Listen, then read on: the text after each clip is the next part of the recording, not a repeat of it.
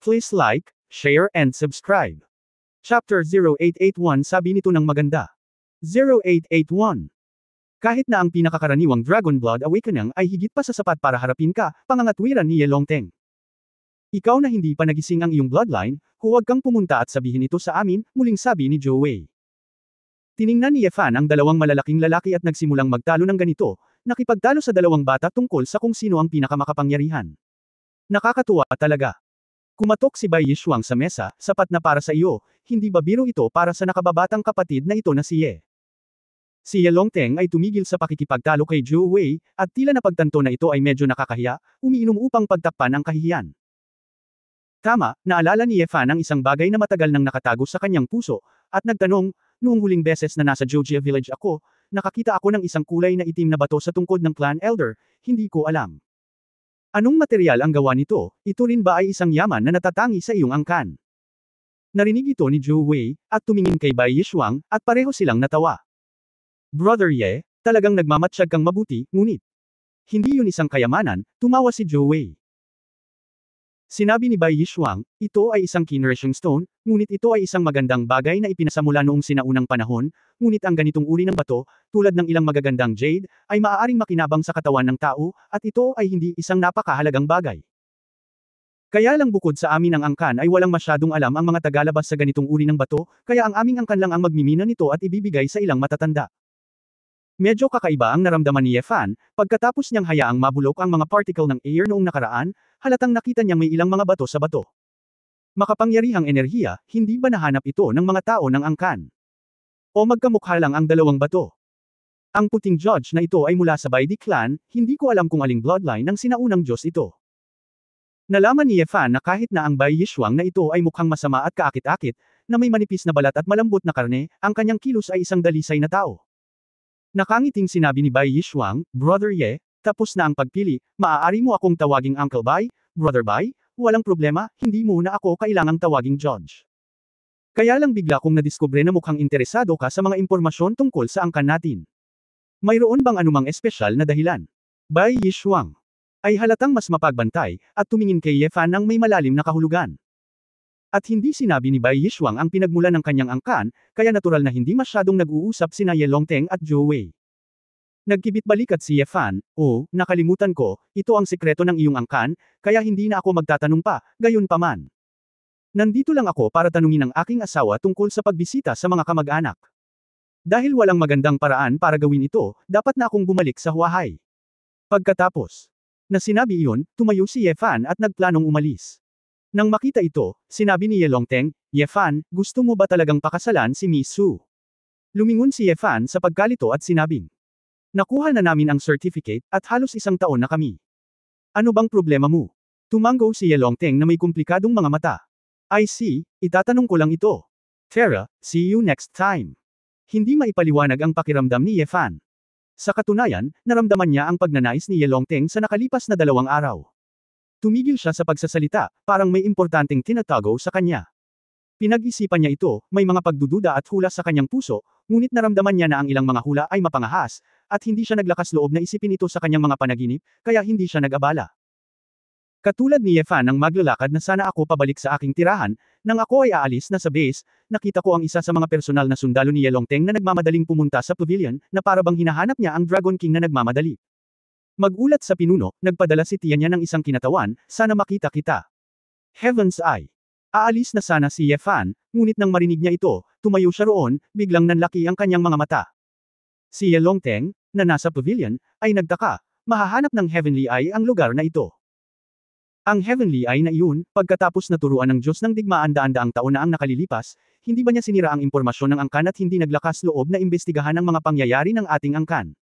How dare you follow you here? Tanong ni Bai Yishuang. Mukhang may importanteng bagay, kung hindi pupunta si Tianyan dito para hanapin ka ng padalos-dalos, sabi ni Zhou Wei. Tumayo si Ye Longteng, isinuot ang kanyang Amerikana, at sinabing, kung gayon, mauna na ako at tingnan kung ano ang ibig nilang sabihin. Kasabay nito, si Ye Fan ay tahimik na naglakad pabalik sa base. Ang labanan sa Purgatory Island ay isa ng madugong awayan, at ito ay ganap na nap unit. Walang intensyon si Ye Fan na palayain ang pamilya Zug. Kaya lang, bagamat nasa kamay ko ang impormasyon tungkol sa Gigo, hindi ko alam kung totoo ito o hindi, kaya kailangan ko mismong mag-imbestiga. Pangalawa, ang mga pangyayari ni Chu Yunyao ay ipinangako kanina, at hindi siya makakawala, kaya't maaari na lamang niya muna itong gawin. Pangasiwaan ang mga bagay dito. Nais din ni Ye Fan na talakayin ang isang plano kay Su Qingzhou pagka-uwi sa pagkakataong ito, upang ayusin ang mga hinaing ni Gigo matapos ayusin ng maayos ang mga babae. Ngunit ngayon ay tila si Zhuge Tianming, isang maasim na iskolar, ay palihim ding nagpapadala ng mga tao sa trabaho. Kaya lang, tinuruan ng leksyon ni Wu Zhen si Gigo noon. Siya ay may napakakaunting impormasyon tungkol sa angkan. Natagpuan niya ang Dragon King, ngunit hindi niya nahulaan na siya, si Ye Fan, ay nagkataong nasa base ng pagpili ng Hidden Dragon. Sa isang silid ng pagtanggap ng base, walang mga idler sa labas, na nagpapakita ng isang estado ng lihim na pagtanggap. Pumasok si Ye Longteng sa silid at nakita ang 3 tao na naghihintay doon. Nakita ko na ang Dragon King. Isang binata ang tumayo at sumaludo, ang nakababatang disipulo ng Gigu Heavenly Master, si Zhuge Xiang, ang dalawang ito ay sina Elder Yang at Elder Zhang ng Gigu Presbyterian Association, at sasamahan nila ako sa paglilingkod sa family teacher. Halika at kilalanin ang Dragon King. Ang dalawang matanda sa likod ay ngumiti din ng magalang at sumaludo. Pagdating pa lang nila sa base, nalaman nila na ang mga master dito ay parang mga ulap, at ang kanilang mga ekspresyon ay napakapidyo.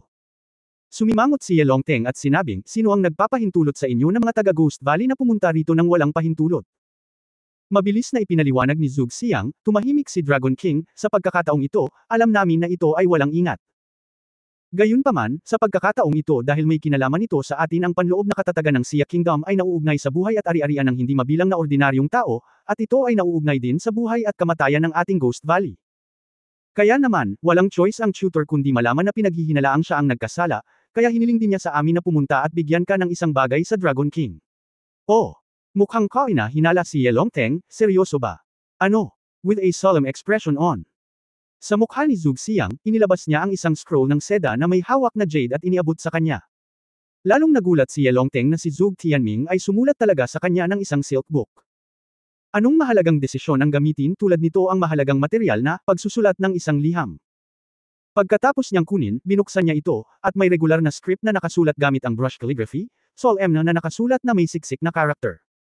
Matapos basahin ito ng ilang segundo, nagpakita si Ye Longteng ng marangal na ekspresyon. May kung anong pag-iisip at pag-aalinlangan sa kanyang mga mata. Zhuge Tianming. Napakatapang mo. Huminga ng malalim si Ye Longteng, nagniningning ang kanyang mga mata. Mataimtim na sinabi ni Zhuge Xiang, nais ng Panginoon na protektahan ang lupain ng China. Ang katatagan, syempre, ang puno ay gustong tumahimik, ngunit ang hangin ay hindi pare-pareho. Ang Gigo ay nasa panahon ngayon ng pangangailangan para sa reforma, kung tatahakin mo pa rin ang lumang daan at tatayo, sa malaot madali, masisira ang pundasyon ng milenyo ng iyong mga ninuno. Ang tutor ay wala ring magawa, iniisip ang ganoong paraan para makuha ang kailangan nila, pakinabang sa isa't isa at win-win, at humihingi din kay Long Wangming. Bago ang natapos ang mga salita, isang boses ang nagmula sa labas. Oh, iyon ang sinabi ko. Mukhang maganda, ano ang solusyon? Narinig ang boses na ito, Zhuge Xiang at ang dalawang matanda ang lubos na nagbago ng kanilang mga ekspresyon, at nagpanik pa nga. Pumasok si Ye Fan mula sa labas na may blankong mukha, at walang humpay na inagaw ang silk book mula sa kamay ni Ye Longteng. Tumangala. Kabanata 0882 hindi nangangailangan ng pag-aproba. 0882. Tulad ng inaasahan. Tila may kamalayan sa sarili si Zhuge Tianming, alam na hindi ko siya pakakawalan, at nagsimula akong gustong hawakan ang hita ng bansa. Maraming salita sa silk book, pagsusuri ng iba't ibang sitwasyon, at pagsusuri kung minsan at digmaan ng inferno, ano ang magiging epekto nito kay Xia Guo. Ngunit, sa madaling salita, ang bansa ay dapat tumayo at tulungan si Gigo na harangin si Ye Fan, kung hindi, kung ang buong katawan ay mahayla, ang Gigo ay magdurusa, at ang bansa ay hindi magiging mapayapa. Ngumiti si Ye Fangxi, tumingin sa Dragon King at sinabing, ngayon alam mo na kung ano ang ibig sabihin ng magdala ng kapahamakan kay Xiao Qiang. Sa ganoong halimaw na pinalaki sa sarili mong tahanan, maaari kang maging komportable. Sumimangot si Ye Longteng, at medyo nagalit din siya, ngunit dapat niyang timbangin ang mga kalamangan at kahinaan at mag-isip ng mas komprehensibo. Kung tutulungan mo si Gigu, laban ito sa gang ni Ye Fan. Hindi niya talaga magagarantiya na may gagawing kabaliwan si Ye Fan. At kung hindi mo tutulungan si Gigu, bababa si Zhuge Tianming para guluhin ka, at hindi ito madaling kontrolin. Bagamat walang impormasyon ang Gigu tungkol sa angkan, mayroon din itong maraming impormasyon tungkol sa mga matataas na opisyal ng Xia Kingdom. Higit pa rito, ito ay ilang katalinuhan na maaaring makaapekto sa pambansang seguridad ng Xia Kingdom. Kapag ang mga materyales na ito ay damaloy sa mga tao at sa ibang bansa, maaaring ito ay isang malaking alon para sa Sia Kingdom. Ano ang pinakaligtas na paraan? Panginoong Dragon King, nais ng ating Ghost Valley Master na si Zug na makapaglingkod ng mas mabuti sa bansa, kaya nakaisip kami ng ganitong paraan ng pagbuo ng isang alyansa. Ang pagsasama-sama ng intelligence network ng Ghost Valley at ng Dragon Soul, ito ay isang bagay na hindi magagawa ng Celestial Master ng lahat ng dynasties, tanging ang ating Celestial Master na si Zug ang may ganoong katapangan. Sabi ni Elder Yang. Lakas ng loob. Emph. Nakakatakot yata. Nanunuya si Yefan, hindi ako pinatay ng pananaliksik tungkol sa genotoxin. Ngayon ay wala na akong magagawa. Sinimulan kong hilingin sa bansa na sumulong. Kapaki-pakinabang ba na sabihin ito ng napakaganda? Malakas na sinabi ng isa pang matanda sa Zhang, Lucifer, ayaw mong iligtas ng puso ng isang kontrabida ang tiyan ng isang ginoo, bakit ginamit ng ating makalangit na Panginoon ang genotoxin para saktan ka? Mayroon ka bang tunay na ebidensya? Kung gusto mo talagang makipagdeal sa iyo, gamitin ang intelligence network ng aming Ghost Valley. Arestuhin mo lahat ng nasa paligid mo, anong magagawa mo? Tumawa ng malakas si Yefan, nasa larangan ka pa rin, at ayaw mo pa ring aminin ito. Bagay ba ang purgatoryong isa, nasa likod mo ba ito? Alam ng lahat. Tungkol naman sa pag-aresto. Ang mga tao sa paligid ko. Sa tingin ko ay gusto mo nang gawin ito. Pero dapat maintindihan mo rin na hanggat hindi ako namatay, kung maglakas loob kang hawakan ng sinuman sa paligid ko, papatayin ko ang buong pamilya mo. Ang mga tao sa paligid ko ay hindi nangangahas na makipagsapalaran, hindi ba? Ang mukha ng dalawang matanda ay namula at namuti, at nagngangalit sila ng kanilang mga ngipin sa galit. Sa katunayan, iminungkahi nila kay Zug Tianming na sunggaban na lang nila ang lahat ng kababaihan sa paligid ni Yefan, at ginawa silang itapon sa peligro ni Yefan. Gayunpaman, pagkatapos ng paulit-ulit na pag-iisip, hindi pa rin naglakas loob si Gigo na gawin iyon. Una, maaaring hindi nila mahuli silang lahat ng maayos. Pagkatapos ng lahat, ang ilan sa mga kababaihan sa paligid ni Yefan ay may ilang lakas at katayuan at pinuprotektahan ng iba. Pangalawa, nakita na nila ang baliw na side ni Yefan. Kung sakaling, kung makahuli sila ng babae, hindi lang niya binyantaan si Yefan, ngunit sa halip ay ginawang mas baliw si Yefan para sa paghihiganti, hindi ba iyon ang pagbaril sa kanyang sarili sa paa? Pagkatapos ng lahat, ang pinakamahalagang bagay ay ang mailigtas ang kanilang sariling buhay at si Gigu. Kahit napatayin nila ang babaeng katabi ni Yefan, kailangan pa rin nilang mamatay. Ano ang punto? Sa makatuwid, nagpasya si Zug Tianming na kumuha ng ilang interes upang bumuo ng isang alyansa sa kaluluwa ng dragon, tumayo kasama ng bansa, at gamitin ang kamay ng bansa upang sugpuin si Yefan. Sa hindi inaasahang pagkakataon, nalampasan ni Yefan ang usapin ng palihim na paghahanap sa Dragon King na makakausap. Dragon King, kung mayroon ka pang lakas ng loob, dapat mong punutin ang Silk Book na ito. Ito ay isang alyansa, ito ay karaniwang bina-blackmail ka. Walang personal na kagustuhan na maaaring pumaibabaw sa bansa, hindi ba dapat sumunod ka sa mga prinsipyo? Ngumiti si Yefan. Kinaikit ni Yelongteng ang kanyang mga mata, Yefan, wala na ba talagang puwang para sa pagbabago sa usapin sa pagitan mo at ni Gigu? Mali, hindi kay Gigo, kundi sa pamilya ni Zug at sa kanyang mga alipors. Madugong awa yan, mga kapatid ang utang ng dugo, nasaan ang silid? Ang mga mata ni Yefan ay malamig at mapagpasyahan. Ang mga mata ni Yelongteng ay kumikislap, at sinabi niya, bigyan mo ako ng ilang oras, ang bagay na ito ay napakahalaga. Kailangan kong makipagpulong sa mga pinuno, at kahit na makipag-usap sa mga tao ni Yinlong bago gumawa ng desisyon. Gago ka ba? Ang isang organisasyon sa underground world ay direktang pumupukaw sa bansa. Kailangan ng Dragon King ng iyong Dragon Soul na magpulong para magpasya kung ano ang gagawin. Nakaramdam ng katawa-tawa si Yefan. Hindi nasisiyahang sinabi ni Yelongteng, may mga pambansang batas at tuntunin ng pamilya, kaya kailangan nating sundin ang mga pamamaraan at tuntunin. Kapag natapos na ang iyong mga pamamaraan, nalaman na ni Gigo ang iyong lifeline, dapat ay nag-aayos sila sa sandaling ito. Ang impormasyon na maaaring magamit upang i-blackmail ka. Walang imek na sabi ni Yefan. Nagmamadali si Zug Xiang, at agad na ikinulong ang kanyang mga kamay at sinabing, Dragon King. Huwag makinig sa kanyang kalokohan. Gusto lang ng guro na tumuon sa pangkalahatang sitwasyon, wala talagang. Bang! Isang matingkad na pulang ambon ng dugo ang sumabog, at ang mga sirang laman at dugo, mga pula at puting bagay, ay tumalsik sa mukha ng dalawang matatandang Sinayang at Zhang. Natigilan ang lahat. Hindi alam ni Yefan kung paano siya gumalaw. Sa sobrang bilis at napakalakas, bigla siyang sumulpot sa tabi ni Zug Xiang, at isang backhand slap ang tumama sa ulo ni Zug Xiang. Malungkot ang mukha ni Yefan, at marahan niyang pinagpag ang dugo sa kanyang kamay, apprentice ni Zug Tianming, huwag ka lang tumakas kapag nakita mo si Lao Su, paano ka makakapagsalita dito? Lucifer. Ikaw. How dare you? Naging berde ang mukha ni Elder Yang, nanginginig, at itinuro si Ye Fan sa galit at takot, hindi makapagsalita ng kompletong pangungusap. Pagkatapos mag-react ni Ye Longteng, sumigaw siya, Ye Fan. Ano ang ginagawa mo? Sino ang nagpahintulot sa iyo na pumatay ng mga tao dito? Kung alam ni Zhuge Tianming ang tungkol dito, tiyak na iisipin niyang tinanggihan ng Dragon Soul ang kanilang kahilingan at nagmamadaling tumalon sa pader, kung gayon ang bansa ay magiging magulo. Siyempre nagmamadali si Ye Longteng. Walang humpay na itinulak ni Ye Fan ang walang ulong bangkay ni Zhuge Xiang, ako, si Ye Fan, ay pumatay ng mga tao. Hindi ko kailangan ng pahintulot. Pagkatapos sabihin iyon, muling sumalakay si Ye Fan, tumalikod at sinampal ang pinakamalapit na Elder Yang. Ang kasalukuyang antas ng sinaunang martial arts ni Ye Fan ay mas advanced kaysa noong nakipag-away siya kay Zhuge Tianming noong nakaraan, at sa panahong ito, siya ay nagsasanay ng gusto, at ang kanyang pisikal na fitness ay mas abnormal. Ang palad na ito sa nakaraan, tila ordinaryo, sa katunayan, nagbigay ito sa nakatatandang Yang ng isang malaking pakiramdam ng pang-aapi tulad ng pagbagsak ng bundok. Inipon ni Elder Yang ang aura ng pag-concentrate sa pagpasok sa entrance, at ginamit ang chi ng Chen Kun, at isang hanging mas ang yumanig kay Ye Fan.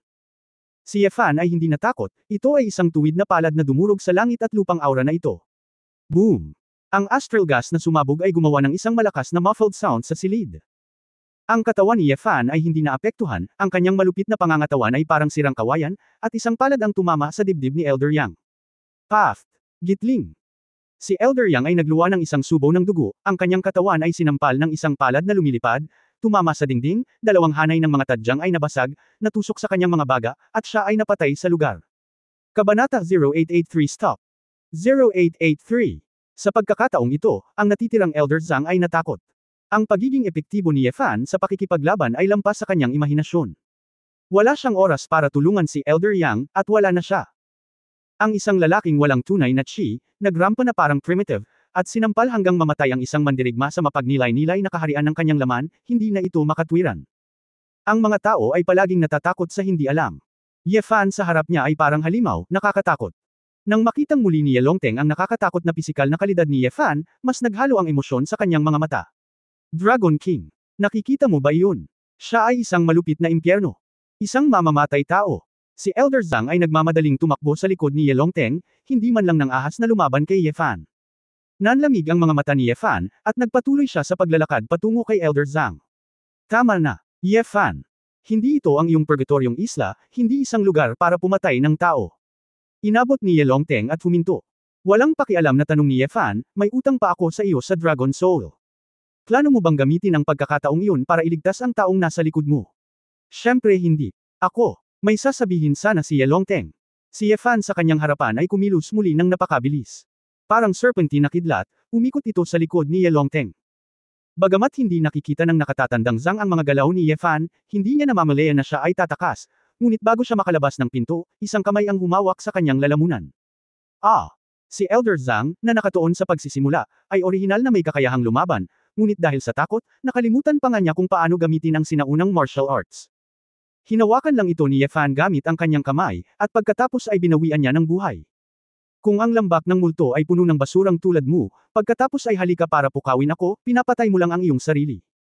Masyadong tamad si Ye Fan na magsalita ng walang kaparirikan, kaya pinisil niya ang leeg ni Elder Zhang. Inihagis ang bangkay sa lupa, tumingin si Ye Fan kay Ye Longteng na nanginginig sa galit, ibinuka ang kanyang mga kamay at sinabing, ano ang mali? Hindi mo ba gustong gamitin ang pagkakataong iyon? Kung gayon hindi ko sinabing maaari mo siyang patayin ng basta-basta. Malakas na sabi ni Ye Longteng. Ngumisi si Ye Fan at sinabing, huwag kalimutan, ano ang debo ko noon? Basta ito ang target ko, walang immortalidad. Walang makakapigil sa akin noon, at ngayon, mas kaunti pa. Okay, big breath. Sa oras na ito, isang dumadagandong na boses ang nagmula sa labas, at hindi nagtagal, ilang lalaki ang dumating. Si Ye Longyuan ang nagsalita, at nasa likuran niya ang mga kinatawan ng Xiao Fengshan, Zhou Wei at iba pang angkan.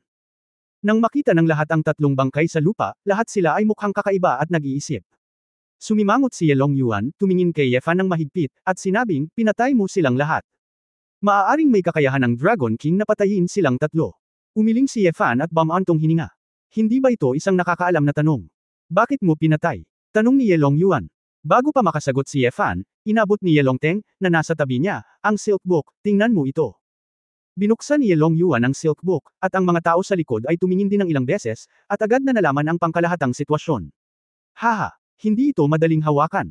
Ang messenger na nagpadala ng sulat ay pinatay ng ganito. Natatakot akong hindi maupo si Gigo. Sabi ni Zhou Wei sa gilid. Inihagis ni Ye Longyuan ang silkbook at tinanong si Ye Fan, bago mo sila patayin, hindi mo ba naisip kung gaano kalaki ang magiging epekto nito? Alam ko kung ano ang dapat kong gawin, ngunit mukhang sabik na kayong pamunuan ni Gigo. Sumama sa ilong. Pagkatapos magsalita, lalabas na sana si Ye Fan sa reception room. Saan ka pupunta? Si Ye Longyuan ay umiwas at hinarang si Ye Fan ng may maringal na tingin. Naiinip na sinabi ni Ye Fan, kailangan mo pa bang magtanong?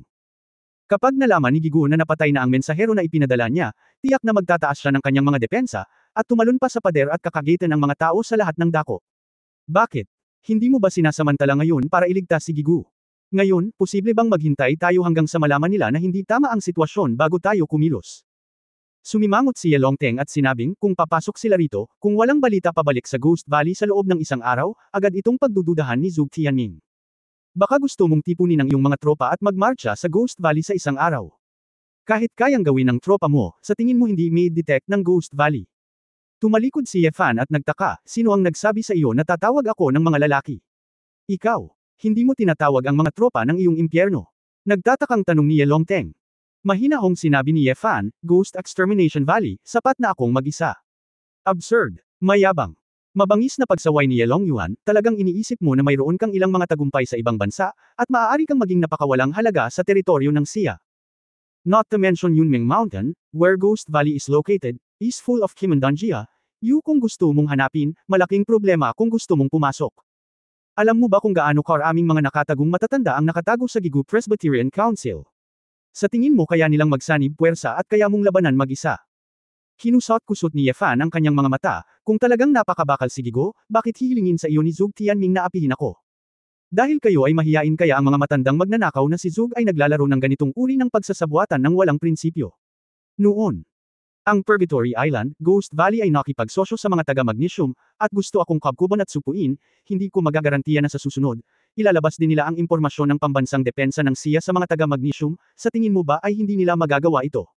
Sinabi ni Ye Longyuan, kahit ano pa ang sabihin mo. Ang bagay na ito ay hindi isang larong pambata, bilang ang taong namamahala sa Yinlong, hindi ako papayag na labanan mo si Gigo ng walang pahintulot. Ngumisi si Ye Fan, depende kung mapipigilan mo ito. Pagkatapos magsalita ni Ye Fan, tinatamad siyang bigyang pansin ang mga ito, at nagpatuloy sa paglalakad palabas ng mag-isa. Tumigil ka. Hindi ako papayag na umalis ka sa base. Galit na galit si Ye Longyuan, marahas na sumigaw, at direktang inabot at hinawakan ang balikat ni Ye Fan. Ang grab at buckle na ito ay talagang isang tunay na kung fu. Ang mga kasanayan ng sinaunang martial arts ay dinala sa ganap na paglalaro. Ito ang unang pagkakataon para kay Ye Fan na makakita ng isang taong may sinaunang martial arts realm na maihahambing sa kanya, kaya seryoso siyang umiwas sa kanila. Kasabay ng pagbaba ng kanyang mga balikat ay ang pagtagilid ng kanyang katawan na umiiwas sa pagkakahawak. Ngunit agad na sumunod si Ye Longyuan, na may tatlong daliri sa kuko, tulad ng kamay ng kuko ng dragon, ngunit kung ikukumpara sa kamay ng kuko ng dragon, ito ay mas simple at hindi mapagpanggap, mabangis at matulin, at bawat galaw ay parang isang dumadagandong na pambobomba. Si Ye Longyuan ay sumalakay, si Ye Fan ay umatras, at silang dalawa ay nasa koridor, at sa isang kisap mata ay isang dosenang galaw. Ang Gang Feng na ilang beses na tinamaan ng kamay ni Ye Longyuan ay nag-iwan ng pop-print dent sa dingding sa tabi nito. Noong nakipag-away si Ye Fan kay Ye Feng, nakita niya ang sinaunang martial arts ng clan, ngunit nang makita niyang muli si Ye Longyuan, napagtanto niya na ang pagsasanay ni Ye Feng ay medyo karaniwan. Maingat na nagamit ni Ye Longyuan ang lakas ng sinaunang martial arts, at lahat ng lakas ay ginamit ng tama, na ginagawang tila maliit ang kanyang atake, ngunit sa katunayan ito ay kamangha-mangha. Si Ye Longteng, na nasa likuran, ay balisa nang makita niyang nag-aaway ang dalawa, ngunit hindi niya alam kung dapat ba siyang panghinaan ng loob. Sa kabilang banda, sina Xiao Fengshan, Zhou Wei at iba pa ay pinanood ito ng may sarap at sobrang interesado. Kabanata 0884 Halika na! Sa koridor ng 0884. Nagkaroon ng flash ng liwanag at flint. Nang makakita ng higit sa isang dosenang galaw, na-miss niya si Ye Fan. Ayaw ni Ye Longyuan na magmadali. May biglang pagbabago sa kanyang footwork. Oops! Bumilis ang tibok ng puso ni Ye Fan, hindi niya kayang umangkop sa pagbabago ng ritmo ni Ye Longyuan, at hindi niya naiwasan ang susunod na palad. Paimpal niyang binawi ang kaliwang braso sa gitna at pilit na hinarang ang suntok. Sa isang muffled na putok, binasag ng likod ni Ye Fan ang pader sa likod, at tumalon lang siya mula sa ikalawang palapag. Pagkatapos ay tumalon si Ye Longyuan sa ibaba ng hagdanan at sinabing may nagtatampo na mukha, bakit, hindi ka makakalaban? Hindi ba't sinabi mo na kaya mong eye level ang Ghost Valley ng mag-isa? Pinalis ni Ye Fan ang alikabok sa kanyang katawan, gusto ko lang makita, ikaw Ye Longyuan. Ilang trick ang kaya mong paglaruan ng iyong kung fu. Over the top. Nagdala si Ye Longyuan ng ginintuang aura, na biglang nagpapataas ng kanyang pakiramdam ng pang-aapi, ngunit hindi gaanong naramdaman ni Ye Fan. Nakita ko ang katawan ni Ye Longyuan na gumagalaw, naglalabas ng after image, at lumapit siya kay Ye Fan. Sa ilang sandali, ang kamao ay parang isang marahas na bagyo, umuugoy patungo kay Ye Fan. Mula sa pananaw ni Ye Fan, tila libu-libong kamay ang umaatake sa kanya sa isang iglap. Bagamat maraming suntok, hindi ito basta-basta. Bawat suntok, ang mga linya ng mga kalamnan ng braso ay napaka-partikular, na tumutukoy sa mga tuwid na suntok, uppercut, at jab. Mula sa isang tiyak na pananaw, pinagkadalubhasaan din ni Ye Longyuan ang masining na paglilihi ng palad ng kamao, ngunit medyo naiiba ito sa kay Ye Fan. Pagkatapos ng lahat, ang bawat isa ay may iba't ibang pangunawa sa sinaunang martial arts. Pinasigla nito si Ye Fan. Sa mahabang panahon, ang mga kalaban na nakatagpo niya ay hindi kasing lakas ni Ye Longyuan, at ang kanilang bilis at pagsabog ay napakalapit sa kanya. Mukhang hindi lang siya ang nagbibigay pansin sa pisikal na pagsasanay, halatang nag-effort din si Ye Longyuan sa kanyang katawan. Ang mas mahalaga ay sa wakas ay nakatagpo niya ang masining na paglilihi ng sinaunang martial arts. Siyempre, maaaring ito rin ang bloodline ng Shenlong clan, na nagbigay ng tulong kay Ye Longyuan. Kung tutusin, medyo malakas ang katawan ni Ye Longteng. Ang diwa ng pagtutuo ng pansin sa mahusay na pagiging perpekto, kasama ang malakas na pangangatawan, ang layunin ng pagsuntok ay talagang kahanga-hanga. Hindi lang umiwas si Ye Fan, ngunit sa halip, nabangga niya ang isang paboritong laruan kasama ang bata, at dumating siya upang lumaban, puno ng kinang ang kanyang mga mata, at lumaban siya sa mga kamao ni Ye Longyuan. Kamao, laban, laban. Bump bump bump. Ang tuloy-tuloy na tunog ng mga fist bump ay kasing siksik ng paghampas ng mga tambol ng digmaan, at para itong pagsabog ng kulog sa tagsibol. Sa ilalim ng gabi, kung hindi dahil sa mga taong naroroon, hindi rin nila makikita ang kanilang ginagawa. Ang bilis ay masyadong mabilis. Walang masyadong gumagalaw sa dalawa, nakatayo lang sila sa isang maliit na lugar, nakikipaglaban sa katawan at sinaunang martial arts. Tila 3 o 4 na beses lang dumadampi ang kanilang mga kamao sa bawat segundo, ngunit dahil lang sa napakaraming banggaan ang nagkapatong, ang mga papalabas na tunog ay nahahalo sa napakaraming tunog. Unti-unti, ang konkretong sahig na nakatayo sa paanan ni Ye Fan at Ye Longyuan ay nabasag at gumuho, at ang kapangyarihan ay nailipat, at ang lupa ay hindi na makahawak. Ang panlabas na kakayahan ng Ye Fan na ito ay talagang kamangha-mangha. Kaya ba niyang labanan si Brother Longyuan? Kumunot ang noo ni Zhou Wei. Hindi lang ito kamangha-mangha, dapat sabihin na hindi ka panipaniwala. Nagising ni Longyuan ang dugo ng dragon sa unang palapag, at makatuwiran na ang kanyang pisikal na kalidad ay higit sa maiisip ng mga ordinaryong tao. Itong Ye Fan, paano siya nagsanay? Pwede kaya yun? Maaari bang sanayin ng isang tao at isang tao ang kanyang katawan ng mas mahusay kaysa sa isang dragon? Ang mga mata ni Xiao Fengshan ay komplikado at nag-iisip. Kinabahan din si Ye Longteng sa oras na ito. Nalaman niyang may mga sinaunang mandirigma ang nakikipaglaban dito at sinubukang lumapit. Agad niyang inutusan ang ilang sundalo sa tabi niya, harangan kaagad ang lugar na ito. Bawal lumapit. Matapos sundin ng ilang sundalo ang utos, mabilis na kumalat, at pananghinaan ng loob ang mga sinaunang mandirigma na umalis. Kung malalaman ng mga tao na nag-aaway sina Ye Longyuan at Ye Fan, tiyak na magiging malaki ang usapin. Pagkalipas lamang ng 3 minuto, kumulo ang dugo ni Ye Fan, at naramdaman niyang parang siya ay mas mabilis, mas malakas, at hindi makakaabala sa kanyang pagsuntok, kaya't pinalo niya ang kanyang mga kalamnan at nagpatuloy sa pagbilis. Mukhang hindi inaasahan ni Ye Longyuan na hindi pa naabot ni Ye Fan ang limitasyon noon, at nang makatagpo siya ng isang mabigat na suntok na biglang bumilis, sumablay siya, nagsiwalat ng puwang. Bang! Sinuntok ni Ye Fan ng kamao ang dibdib ni Ye Longyuan, na naging dahilan upang mapa-atras siya ng 4 o 5 hakbang. Ang pangwakas na tagumpay ay nakamit sa pamamagitan ng pakikipaglaban sa ulo laban sa mga kamao.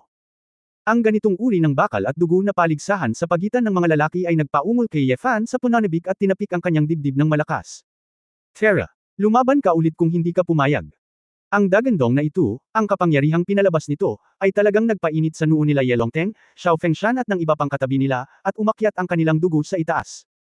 Ramdam nila ang dedikasyon ni Ye Fan kay Guo at ang kanyang sigasig sa pakikipaglaban. Itong binata na mukhang palpak na batang ito ay ipinanganak na may pusong martial artist na hindi umaamin ng pagkatalo.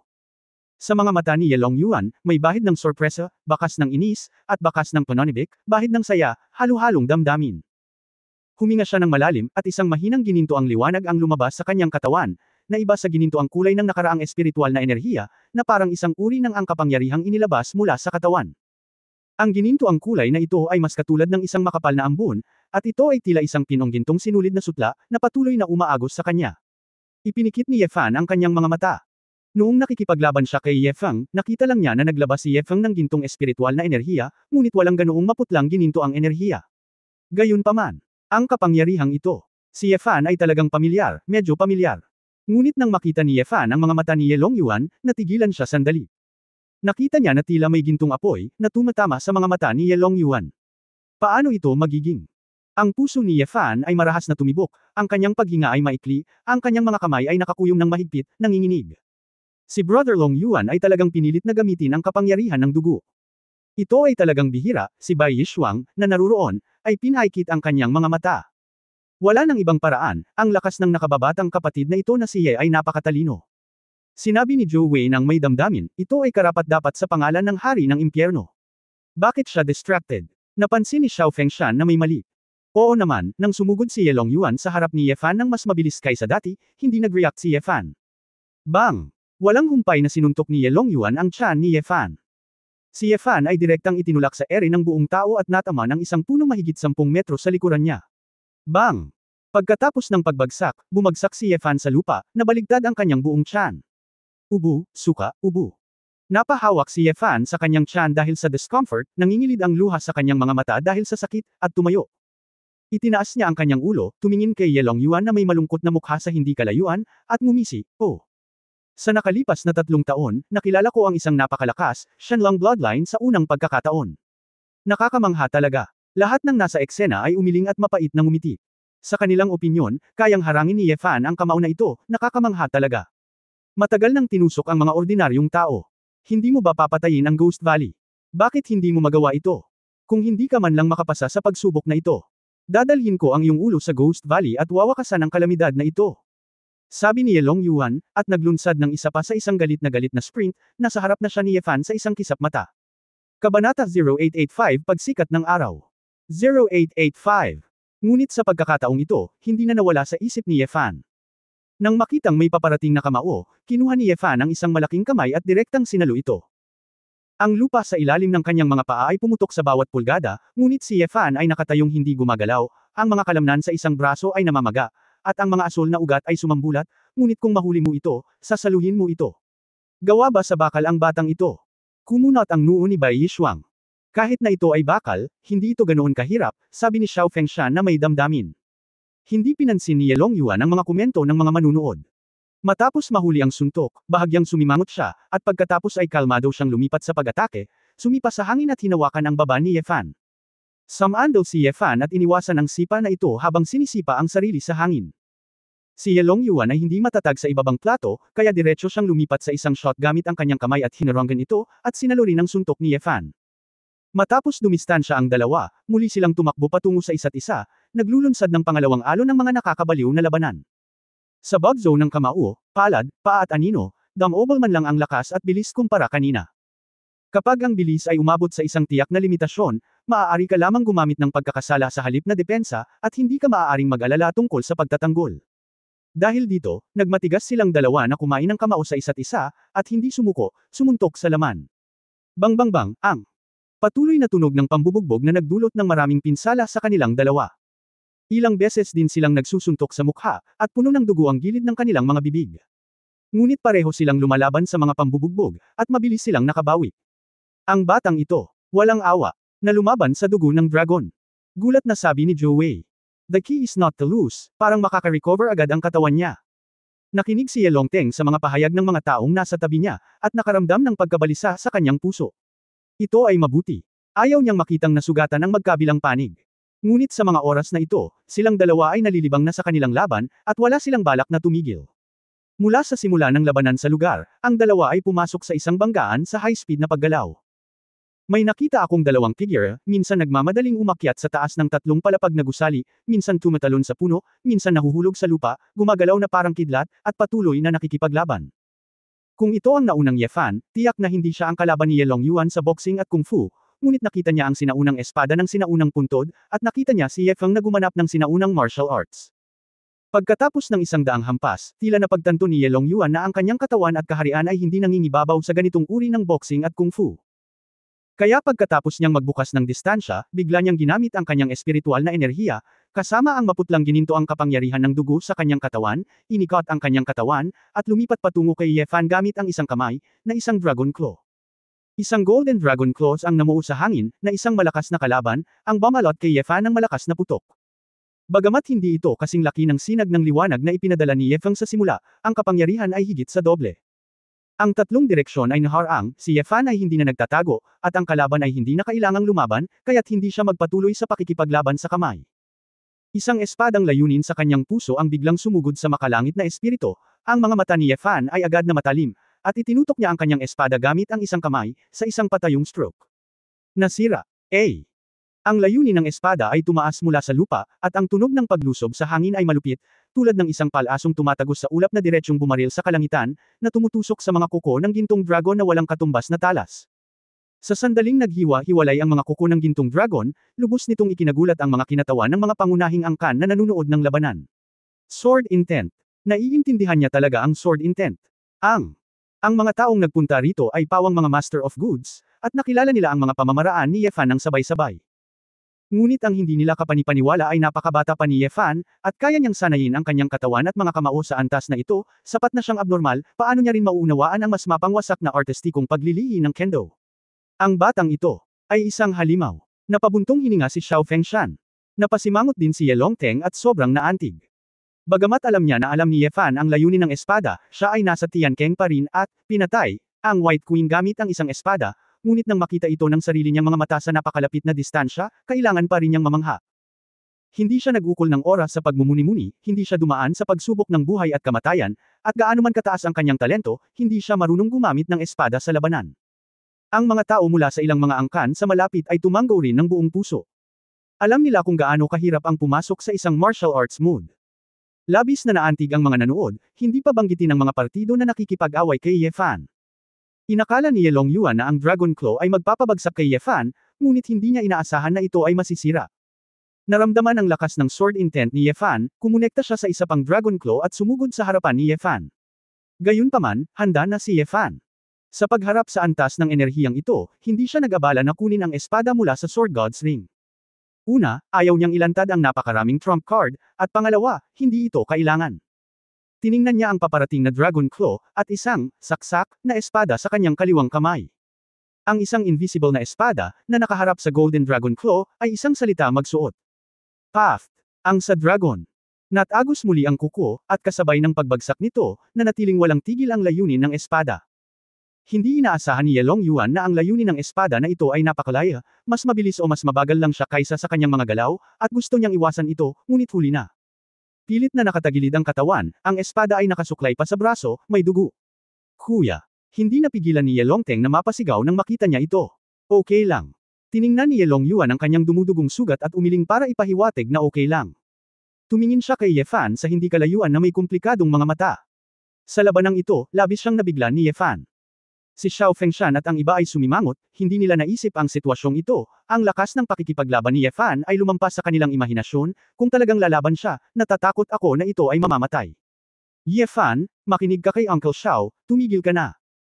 Lumipad si Xiao Fengshan at pumagitna sa kanilang dalawa, namamagitan, kahit na may galit, dapat itong mawala, at hindi ito mapapakinabangan ng sinuman kung magpapatuloy ito. Hindi sumagot si Yefan, nakatingin siya sa nasugatan na braso ni Ye Longyuan. Ang sugat na pinunasan ng layunin ng espada ay umaagos ng gininto ang enerhiya, at mabilis itong gumaling. Medyo nalito si Yefan, sinubukan niyang huwag isipin ang ilang magulo na iniisip, huminga ng malalim, at sinabing, gusto kong pumatay, ito ay ang pamilyang Zug, ang mga tao ng Ghost Valley, hanggat hindi mo ako pinipigilan, hindi ako interesado na labanan ka. Little brother Ye, makapangyarihan ka talaga, pero kung gusto mo talagang patayin ang Ghost Valley, masisiguro mo ba na magagawa mo ito magdamag? Ikaw, natatakot ako na mahirap kahit hawakan ang gate ng bundok nila. Umiling si Zhou Wei at bumantong hininga.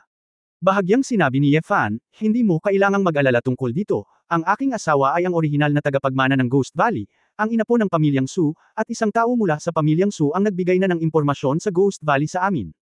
Isang gabi lang ang kailangan ko, at hindi ko na ito magagawa bukas. May mga tao mula sa pamilya Zug na nakikita ang pagsikat ng araw. Kabanata 0886 Magkabalikan. 0886. Ano? Nagulat na sabi ni Ye Longteng, mayroon bang ganoon? Pagkatapos ng lahat, ang mga tao sa Gigo ay napakalihim, at hindi alam ni Longhan ang mga gawain sa bahay ng mga Gigo na ito. Si Zhou Wei sa gilid ay nakasimangot, na parang bumubulong sa sarili ng Gigu Su family, na parang may iniisip. Sinulyapan siya ni Bai Yishuang, ano ang problema ni Kuya Zhou? Oh, tumawa si Zhou Wei umiling-iling, wala lang, parang narinig ko lang ito kung saan. Nagmuni-muni si Xiao Fengshan, kung mayroon kang partikular na impormasyon sa Ghost Valley, maaari kang pumasok sa Ghost Valley kung gusto mo at mahuli, ngunit may tunay na pagkakataon na patayin ang pamilya Zug sa maikling panahon. Gayunpaman, kung hindi ka mag-iingat tungkol dito, maaari itong makapinsala sa ating tag-init. Ang bansa ay nagdulot ng malaking sakuna, kaya dapat tayong maging maingat. Sumimangot si Yelongteng at sinabing, Brother, pagdating sa Ghost Valley, hindi natin lubos na makokontrol ang kaluluwa ng dragon ng mag-isa. Ano sa palagay mo? Ganap ng pinagaling ni Yelong Yuan ang sugat sa oras na ito. Nakatitig kay Ye Fan na may nag-aalab na mga mata, sinabi niya, ang pagkamatay ng 3 taong iyon ay mahahadlangan lamang ng isang gabi. Kapag sumikat na ang araw, tiyak na magdududa si Gigu. Isang gabi ka lang, o kahit isang gabi lang, sigurado ka na. Kaya mo bang pakse ng lahat ng pamilya Zug? Nang marinig ni Yelong Yuan ang tanong na ito, lahat ng naruroon ay na-refresh. Malinaw, pagkatapos makita ang lakas ni Ye Fan, itinagilad na ni Yelong Yuan ang libra sa gilid ni Ye Fan, nagpaplanong harapin ang Ghost Valley. Sa madaling salita, dahil nang ahas si Zug Tianming na banta ang estado na protektahan sila, naantig nito ang ilan sa pinakamababang linya ng matataas na opisyal ng Xia Kingdom, at kailangan lang itong pangasiwaan ng maayos. Ako, Ye Fan, palaging sinasabi ang sinasabi ko, kung hindi, ang iyong anak ay pinatay ko. Sabi ni Ye Fan, at sinulyapan si Yelongteng na may malalim na kahulugan. Tumalon ang mga kilay ni Yelong Yuan, ngunit hindi siya nagsalita. Nahihiyang bamantong hininga si Yelongteng, Ye Fan, gaano karaming mga eksperto ang mayroon sa Gigo, hindi ito isang bagay na makikita sa pamamagitan ng puro katalinuhan. Kapag napatay ko si Gigo, dalawa lang ang kalalabasan. Una, nawasak ang pamilya ni Zug, at babalik si Gigo sa asawa ko. Pangalawa, kapag namatay ako, wala nang gulo sa Gigo. Wala kang panganib, at ang kaligtasan ko ay hindi. Kailangan kong isipin mo ako, sabi ni Ye Fan. Ang sinabi mo, talaga. Nag-alinlangan si Yelongteng. Malakas na sinabi ni Yelong Yuan, okay. Bibigyan kita ng isang gabi. Pagkatapos ng gabing ito, kung immortal ang pamilya Zug, papasanin mo ang lahat. Hindi mo kailangang sabihin, lagi kong dinadala ang lahat sa sarili ko, malamig na pangungusap ni Ye Fan. Nang marinig ito, naging mas komplikado ang ekspresyon ni Yelong Yuan, ano pa ang kailangan mo, tulad ng kotse, sabihin mo lang. Masyadong mabagal ang sasakyan, gusto ko dito ang helicopter, dalhin ako diretso sa pinakamalapit na airport, at ayusin ang isang fighter jet para sa akin. Pupunta ako sa Jiangnan Military Region, direkta sa Huahai, at hahanapin ang aking asawa, kung hindi ay babalik ako sa regular na ruta, at ang oras ay magiging huli na. At matutuklasan ang Ghost Valley. Naisip na ni Ye Fan ang buong plano. Kaya mo bang magpalipad ng manlalaban? Dapat tanungin mo ako kung ano ang hindi ko magagawa. Kinusot-kusot ni Yelong Yuan ang kanyang mga mata at tumanggo kay Yelongteng sa tabi niya, magayos ka para sa kanya. Walang pagpipilian si Yelongteng kundi tumawag kaagad sa telepono at magayos ng mabilis. Nang handa na siya, hindi na nagsalita si Ye Fan, tumalikod siya at naglakad patungo sa direksyon ng helicopter. Nang makita ang matatag na pagbabalik ni Ye Fan na parang pupunta siya sa isang ekspedisyon, ang lahat sa angkan ay napabuntong hininga. Ang batang ito ay mayabang na. Ngumiti ng masama si Bai Yishuang. Mayabang. Ngumisi si Xiao Fengshan at sinabing, hanggat ikaw ang pinakamalakas, baliw, bakit hindi? Lumapit si Yelongteng sa tabi ng kanyang nakatatandang kapatid, Kuya, balak mo ba talagang ibigay sa kanya ang kapalaran ng Xia Kingdom? Masyado bang peligroso? Tiningnan ni Yelong Yuan ang punit-punit na damit sa kanyang braso, kung saan nawala ang sugat, natahimik siya sandali, at sinabing, agad-agad, nagtipon ang nakatagong dragon. Hating gabi, Huahai, sa bahay sa Beilu County. Matapos ilapat ni Su Qingzhou ang maskara sa silid, nakasuot siya ng silk pajama, at nagplanong magpahinga. Bagamat hindi na niya kailangan ng mga bagay tulad ng maskara at mga produkto ng pangangalaga sa balat, ang psikolohikal na epekto ng isang babae ay nagtulak sa kanya na gawin ang mga paggamot na ito. Pagkahiga ko pa lang para magbasa ng fashion magazine at nakatulog, may narinig akong kumatok sa pinto. Bubuksan ni Su Qingzhou ang pinto, nagulat si Su Qingzhou nang makita niya ang lalaking nakatayo sa harap ng pinto. Asawa, bakit gabi-gabi ka na lang bumalik? Tiningnan ni Ye Fan ang cute na asawa na hindi nakasuot ng fenday at nakatsinelas. Naamoy niya ang matamis na amoy sa katawan nito, at hangin na rin ang lamig sa kanyang puso. Inabot niya at niyakap ang balingkinitang baywang ng babae, at hinalikan ang pisngi nitong basag-basag. Anong ginagawa mo? Bakit ang weird mo? Nakita ni Su Qingzhou na tila may mahalagang bagay ang lalaki. Asawa, pakipakita sa akin ang impormasyong ibinigay sa iyo ni Su Yi at ng kanyang anak, sabi ni Ye Fan. Anong problema? May nangyari ba kay Gigu? Plano na ni Zhou Tianming na mag-strike muna, at plano kong pumunta sa Gigu ngayon, matigas na sabi ni Ye Fan. Ano ang gagawin mo sa Ghost Valley? Tanong ni Su Qingzhou. Pagpatay, hindi nagatubili si Ye Fan. Biglang nagulo ang isip ni Su Qingzhou, nang hindi nag-iisip na magpahinga, pagkatapos ng maraming pag-iisip sa kanyang malalaking magagandang mata, sinabi niya, bubuksan ko ang computer. Hindi masyadong nagtanong si Su Qingzhou. Alam na alam niya na ang labis na pagtatanong sa sandaling ito ay isang pag-aaksaya lamang ng oras. Maaaring bumalik si Ye Fan sa kalagitnaan ng gabi dahil sa isang emergency, at nagpa siya na patayin si Gigu. Hindi nagtagal, nagdala si Su Qingzhou ng notebook kay Ye Fan. Natagpuan ni Ye Fan na ang babae ay napakamaingat at sadyang pinipigilan ang laptop na hindi konektado sa internet, upang matiyak na ang impormasyon ay hindi malalaman ng mga tagalabas. Maraming impormasyon sa Ghost Valley, kasaysayan ng pag-unlad nito, panloob na istruktura, lokasyon ng heograpiya, mahalagang tao, at mga pinuno ng mga pangunahing departamento.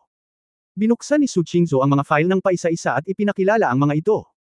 Nag-isip si Ye Fan, wala akong oras para tingnan ang ibang bagay, ang lokasyon, kung paano makapasok, ito lang ang tinitingnan ko. Ngunit mayroon ding maraming impormasyon dito, na lahat ay nakaayos ayon sa pamamaraan ng Kimondonjia. Maraming mahiwagang istruktura, kung hindi mo titingnang mabuti, maaaring mahirap makapasok sa loob, sabi ni Su Qingzhou. Kinuha ni Ye Fan ang computer at sinabing, wala akong oras para tingnan ito ng ganito. Lilipat muna ako at panuurin ito sa eroplano. Mula sa Huahay hanggang sa lugar kung saan matatagpuan ang bundok Yunmeng, tumatagal pa rin ng 1 oras ang paglalakbay, at tumatagal ng halos 2 oras upang makalkula ang oras na nawala sa daan. Binibilang na ngayon ni Ye Fan ang bawat segundo, at habang tumatagal siya, mas malaki ang posibilidad na maging alerto si Gigu. Walang pakialam si Ye Fan kung paano sila gumanti. Ang ikinabahala niya ay kung ang mga tao ng pamilya Zug ay tumakas sa buong mundo, mahihirapan siyang putulin ang damo at alisin ng sabay-sabay.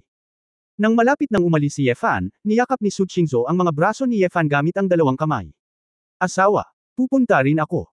Mapagpas siya si Su Qingzhou, kumikislap ang kanyang mga mata, dati ito ay kabilang sa aming pamilyang Su, at ang pamilyang Zug ang nagpilit sa amin na lisanin ang aming tinubuang bayan. Kahit ngayon, hindi ko na ito maibabalik mag-isa. Ikaw lang ang maaasahan ko, asawa. Pero, kahit papaano ay makakasama kita. Kabanata 0887 Tauhan. 0887. Tiningnan ni Ye Fan ang patuloy at seryosong tingin sa mukha ng babae, inabot niya at hinawakan ang makinis niyang buhok, alam ko ang ibig mong sabihin. Pero, hindi pero, kaya kong protektahan ang sarili ko. At ako maaari mo pa ring isama si Har para makasigurado ka. Giit ni Su Qingzhou. Nag-isip sandali si Ye Fan, at maaaring makatulong na kunin si Su Qingzhou, dahil higit sa kalahati ng mga elder ni Gigu ang aktwal na sumusuporta sa dugo ng pamilyang Su bilang isang orthodox na tagapagmana. Ito ang dahilan kung bakit, palaging itinuturing ni Zhou Tianming si Su Qingzhou bilang isang tinag sa kanyang tagiliran, isang tinag sa kanyang laman. Kung magagamit niya ang pagkakakilanlan ni Su Qingzhou para tawagan siya, maaaring atakihin ng kaaway ang pamilya Zhou. Kaligtasan nga lang ng mga babae ang pinaka-inaalala niya. Asawa. Bueno, ginagamit mo na ngayon ang iyong 10% ng iyong tunay na lakas upang subukang salakayin ako.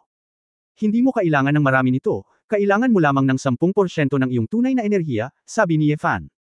Alam ni Su Qingzhou na ang lalaki ang gustong subukan ang kanyang kakayahan sa pagprotekta sa sarili, kaya seryoso siyang tumango. Nag-ensayo siya ng husto araw-araw, kaya pinakilos niya ang Bingzhen Qi na kanyang nilinang mula sa Xuanwei Zhenjing. Ito ay isang no-brainer. Kung tutuusin, isa na rin siyang martial artist sa innate realm, at hindi na siya rookie sa cultivation. Sa sandaling eye-flip ni Su Qingzhou ang kanyang kamay, isang malabughaw na puting nagyayalong masa ng hangin ang lumitaw sa kanyang kamay, at ang mga ice crystal ay nagtagal, ito ay tunay na maganda. Gayunpaman, si Ye Fan ay nahiwalay sa layo na halos 1 metro, ngunit agad na naramdaman na ang temperatura sa paligid niya ay bumaba ng ilang degree. Asawa, tapos nandito ako.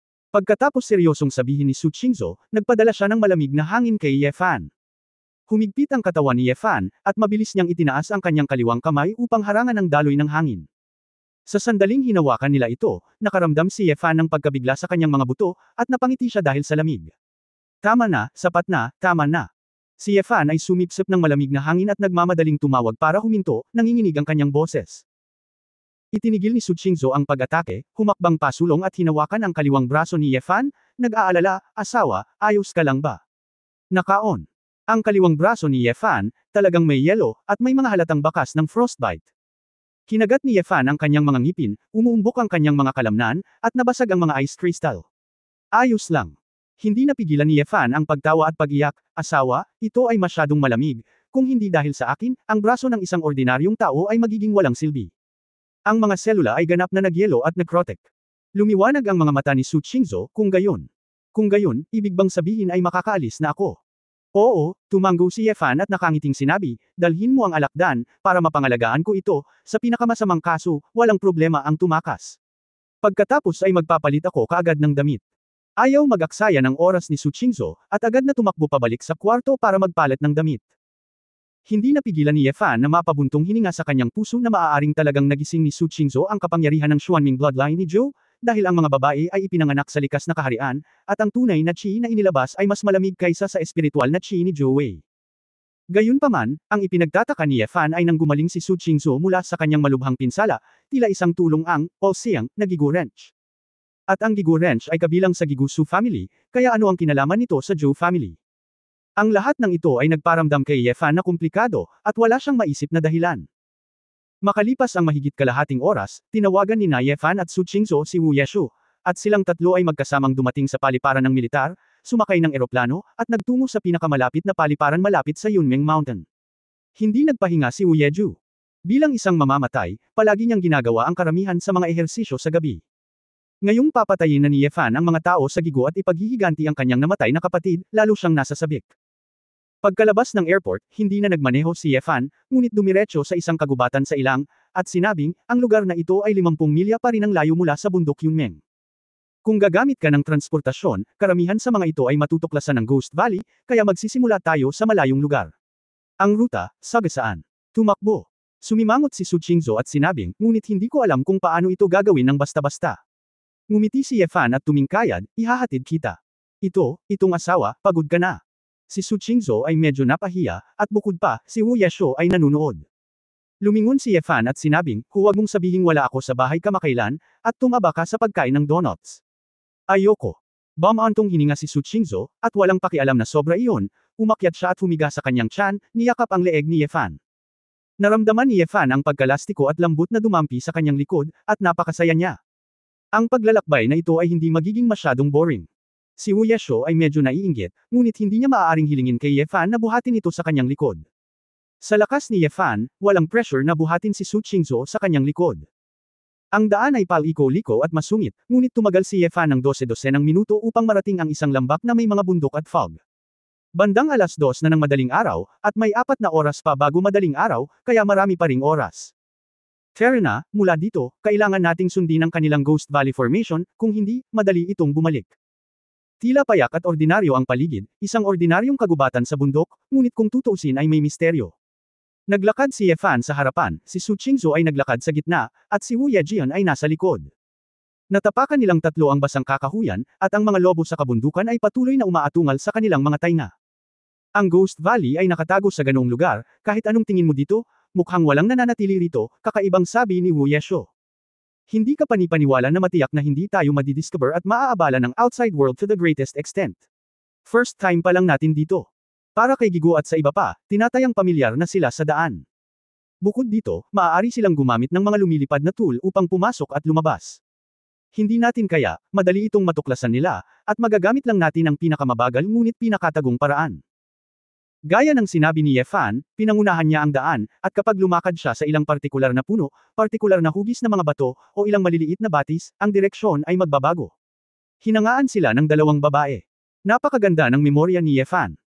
Ang pangunahing punto ay maaaring malaman din ni Ye Fan ang iba't ibang uri ng puno at halaman sa ligaw, na ginawang mas maginhawa para sa kanya na maunawaan ang maze. Walang pag-aaksaya ng oras sa kalsada. Pagkatapos ng halos kalahating oras na paglalakad, ang hamog sa harap ay pakapal, at imposibleng makita ng malinaw kung ano ang nangyayari. Sa sandaling ito, ngumiti si Ye Fan at lumapit upang pigilan ang dalawang babae sa paglapit. Husband, anong meron? Nandito ka na ba? Tanong ni Su Qingzhou. Hindi nagsalita si Ye Fan, mabilis siyang humakbang pasulong, tumalon sa dalawang matayog na higanteng puno.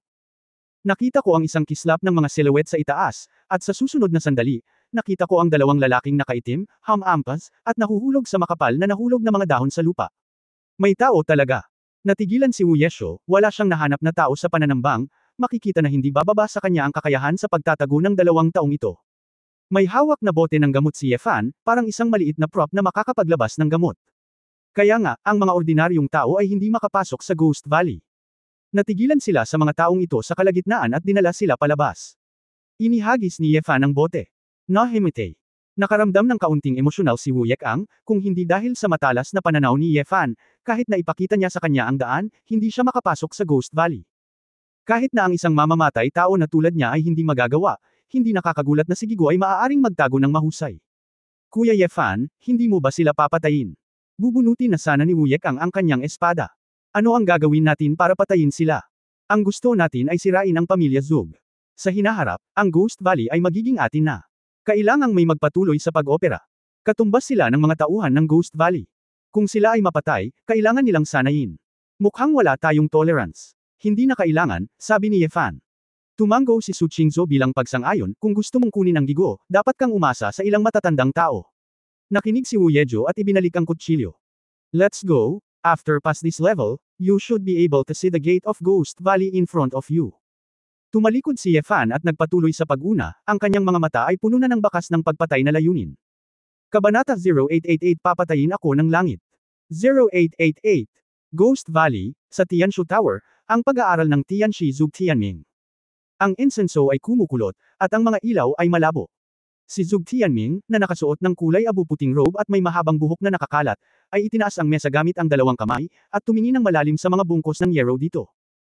Ang tunog ng mga yabag ay maririnig sa kanyang mga tainga, at sa sandaling iangat ni Zug Tianming ang kanyang ulo, ang pinto ng study ay itinulak. Ang pumasok ay isang klasikong marangal na babae na nakasuot ng berdeng kamiseta, na nakatali ang buhok. Hawak niya ang isang batang babae na 1 o 2 taong gulang sa kanyang mga bisig, at may kasamang isang batang lalaki na mukhang 7 o 8 taong gulang. Asawa, ano ang problema sa pagtawag sa akin ng anak ko ng huli? Ang babae ay asawa ni Zug Tianming, at miyembro din siya ng Ghost Valley. Nang makita ang yero sa mesa, nagulat siya, gabi na, bakit ang asawa ko? Gumagawa ka pa ba ng yero divination? May malaking mangyayari ba? Naglakad si Zug Tianming sa labas ng mesa at niyakap ang kanyang anak. Daddy, medyo inaantok ang bata, at ginaising din siya ng kanyang ina. Hinawakan ni Zug Tianming ang ulo at noo ng kanyang anak. Matapos ang ilang sandali ng katahimikan, ibinaba niya ang bata. Kahapon, ipinadala ko sina Xianger, Elder Yang, at Elder Zhang para hanapin ang Dragon King, at balak kong gamitin ang kapangyarihan ng Dragon Soul at ang opisyal na Xia Kingdom para limitahan ang mga demonyo sa impyerno. Ito lang ang naiisip kong paraan para tuluyang masugpo si Lucifer. Kaya lang. Hanggang ngayon, hindi nagbabalik si Xianger ng anumang balita, at walang balita mula sa dalawang elder, sabi ni Zug Tianming. Nang marinig ito ng babae, agad niyang napagtanto ang isang bagay, ang mga hexagram na hinulaang ng yellow grass, maaari bang? Mabangis, hindi umiwas si Zug Tianming, na nagsabi, sa pagsasama-sama ng maraming pagsasaalang-alang, ang 3 taong ito ay may pagkakataon na mabuhay. Napakapayat. Namutla ang mukha ng babae, paano ito mangyayari? Walang dahilan ang Dragon Soul para tanggihan ang ating Ghost Valley. Hindi ba sila natatakot sa gulo sa Xia Kingdom? Asawa, mayroon kang hindi mabilang na mahahalagang sikreto. Hinaplos ni Zug Tianming ang kanyang noo, at tila medyo pagod, at sinabing, pagkatapos ng unang labanan sa Purgatory Island, hindi ka pani-paniwalang hindi mapatay si Lucifer. Kaya kinakalkula ko ang isang hexagram para kay Lucifer, at nalaman kong kakaiba ang bilang ng mga buhay ng lalaking ito. Hindi ko pa narinig, hindi ko pa nakita. Ngayon sa wakas naiintindihan ko na ang taong ito ay dapat ipanganak ayon sa dakilang tadhana, at ayaw ng Diyos na mamatay siya, hindi siya maaaring mamatay, ang nagmamadaling hinikayat ang babae, asawa, dahil ito ang kaso, ipaalam natin sa lahat sa lalong madaling panahon. Mga kapamilyang Zug, sunugin mo na lang ang lahat ng jade at bato. Kahit na hindi mapatay si Lucifer, kailangan niyang bayaran ang halaga. Huli na ang lahat. Ako ay isang mapanganib na hakbang ng militar, at ginamit ko ang pangkalahatang sitwasyon sa loob ng bansa para banta ang Dragon King. Kung ang bansa ay galit, kung pipiliin mong tumayo sa panig ni Lucifer, kung gayon. Ang kapahamakan ng Ghost Valley ay tiyak na darating bago ang bukang liwayway. Huli na para ipaalam sa lahat ngayon, maging malinis at lumaban sa kalaban, hindi banggitin na mayroon pa ring pamilyang Su sa Ghost Valley. Nais ng mga tao ng paksyong ito na maging malas ang ating pamilya Zug, at magdudulot lamang sila ng gulo. Inayos ko na ang isang tao na magdadala sa iyong asawa, ikaw at ang iyong anak upang sabay na umalis sa Ghost Valley sa pamamagitan ng lihim na daanan. Pinakamabuting umalis habang tahimik ang gabi. Dapat umalis ka kaagad. Pumunta ka sa Baishi Mountain at hanapin ang aking ama, kung makakaligtas ako sa sakuna na ito, natural na pupunta ako upang muling makasama ka. Matigas na sabi ni Zug Tianming. Nang marinig ito ng babae, namumula ang kanyang mga mata at sinabi niya, asawa. Manatili tayo. Kailangan nating sumama. Madam, kailangan mong umalis kahit para sa kapakanan ng 2 anak. Ito ang kadugo ng aking pamilyang Zug, hindi ka dapat umalis. Nakita ni Lucifer, siya ay palaging isang tao na namumutol ng damo at ugat. Bukod dito, mayroong isang malaking bilang ng mga angkan. At tapat na mga ministro ng pamilya Zug. Ang pamunuan ko ang nagkamali at masyadong nakatutok sa mga gawain ng pamilya sa lambak ng multo. Ang walang salita na kasulatan, at ang awayan. Kasama si Lucifer, natapos ngayon. Kung dumating ang sakuna, ngunit ako, si Zug Tianming, ay unang tumakas, pagkatapos ay ang pamilya Zug ay kilalang kilala, pagkatapos ito ay talagang tapos na. Kung gayon, sabay na tayo. Paano kung hayaang pansamantalang bumalik ang Ghost Valley na ito sa pamilya Su kapag ang mga berdeng burol ay naiwan ng hindi nag-aalala tungkol sa walang panggatong? Excited na sabi ng babae.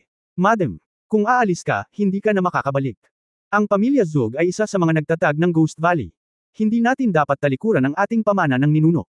At saka, napakarami at makapangyarihan kami kaya nagmamadaling lumapit si Lucifer, hindi alam namin malalim at mababaw, baka hindi ka manalo.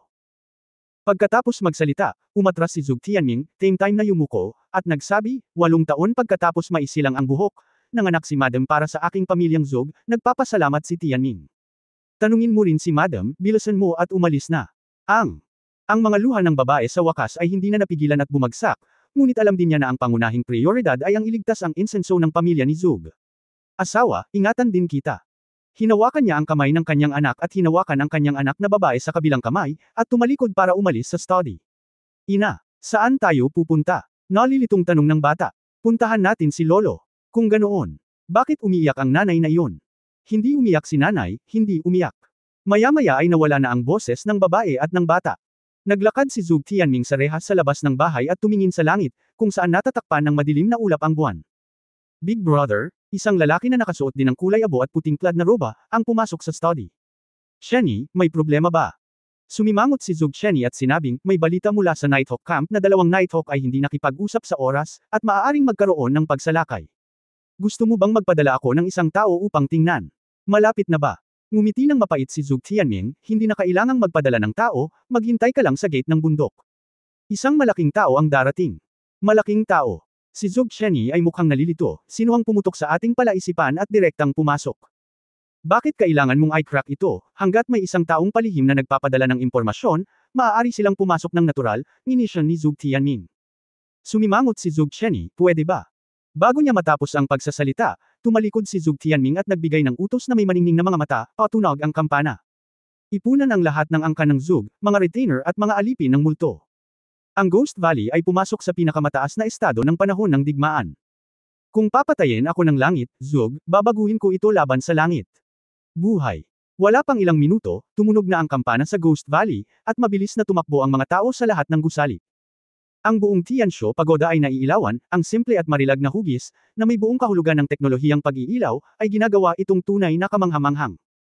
Sa katunayan, ang buong Ghost Valley ay nilagyan ng ilaw, kaya maliwanag na ito tulad ng araw. Sa kailaliman ng bundok Yunmeng, tila isang nakasisilaw na lungsod ang biglang lumitaw, at ito ay parang hindi mabilang na mga perla sa gabi, na nagniningning ng maliwanag. Ang Gigu, na naging araw at gabi, ay nangongolekta ng impormasyon mula sa buong mundo, ay hindi magiging gulo dahil sa isang biglaang aksidente sa gabi. Sa kabaligtaran, dahil sa malinaw na dibisyon ng paggawa, ang mga tauhan na maaaring lumaban at ilang mga tauhan na namumuno lamang sa intelligence at logistics ay pupunta sa kani-kanilang mga posisyon pagkatapos malaman na sila ay papasok sa isang combat state. Sa harap ng gate ng bundok ng Ghost Valley, mayroong 4 na malalaking sculpture na bato, na may taas na 30 hanggang 40 metro. Ito ang ninuno ng 4 na pamilya ni Su, Zhang, Sun at Zug sa simula ng paglikha ng Ghost Valley. Hanggang ngayon, ang pamilya Su, bilang orihinal na pinuno, ay may nakakahiyang posisyon dahil sa kakulangan ng mga talento, habang ang pamilya Zug ay nakakuha ng kapangyarihan, habang sina Zhang at Sun ay tumanggi. Sa sandaling ito, ang mga tao ng pamilya ni Zug, sa ilalim ng pamumuno ni Zug Tianming, ay nagtipon sa harap ng rebulto ng kanilang mga ninuno. Sumugod din ang mga matatanda ng pamilya Zhang, na kaibigan ng pamilya Zug, pati na rin ang malaking bilang ng mga retainer at alipin ng aswang. Ang pangkat ng pamilyang Su, ang ama at anak ni Su Yi, kasama ang mga matatanda ng pamilyang Su at ang mga matatanda ng pamilyang Sun, ay nagmamadali ring nagtipon. Nagharap ang dalawang grupo ng mga tao sa harap ng napakagandang gate ng bundok. May sumalakay sa Ghost Valley. Siyempre, hindi may tatago ang ganitong uri ng impormasyon. Malaki ang bagay, sa katunayan, ang mga matataas na antas na ito sa Ghost Valley ay malamang na mahulaan kung ano ang nangyari. Hulaan ng lahat sa kanilang mga puso, maaaring pagkatapos ng gabing ito, magbabago muli ang langit sa lambak ng multo na ito. Narito ang Kabanata 0889. 0889. Zhuge Tianxi, hindi ko alam kung sino ang nasa malaking gabing ito, kaya kailangan kong maging handa. Tanong ni Su Yi na mukhang kamangmangan, kalahating ngiti. Walang pakialam na sinabi ni Zhuge Tianming, may lumusob, mukhang hindi nag-aalala si Elder Su. Alam kaya ni Elder Su na may isang taong papasok sa Ghost Valley ng ganoon kabilis.